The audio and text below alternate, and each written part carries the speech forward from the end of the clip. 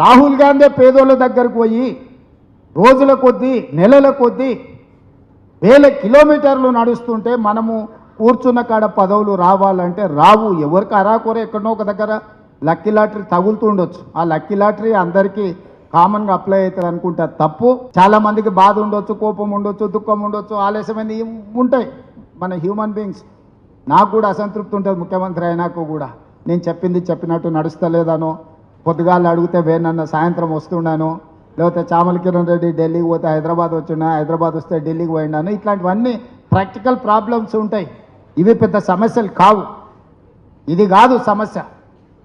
మనం ప్రజలకు ఇచ్చిన మాట నిలబెట్టుకోవడం, రాహుల్ గాంధీ గారిని దేశానికి ప్రధానమంత్రి చేయడమే మన ప్రధానమైన ఎజెండా కింద ముందుకు వెళ్ళాలని తెలియజేస్తూ, ఇంతలో ఒక మాట చెప్పారు, మంచిని మైకులో చెప్పాలి, చెడుని చెవులో చెప్పాలని.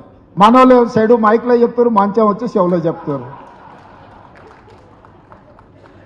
నువ్వు బాగా చేస్తున్నావు, ప్రభుత్వ సంక్షేమ పథకాలు భలే ఉన్నాయని చెప్పి తలుపు మూసి నాకు చెప్తారు. బయట మైకులో మాత్రం ఎట్లా చెప్పాలో అట్లా చెప్తారు. ఇది పార్టీకి ఏమాత్రం కూడా లాభాన్ని తెచ్చిపెట్టదు. పార్టీకి తీవ్రమైన, ప్రభుత్వానికి తీవ్రమైన నష్టాన్ని తెచ్చిపెడుతుంది. దయచేసి సమావేశంలో ఉన్న పెద్దలందరికీ నా సూచన ఒకటే, పెద్దలు ఊరికేనే చెప్పలేదు, మంచిని మైకులో చెప్పుర్రి, చెడుని చెవులో చెప్పుర్రని.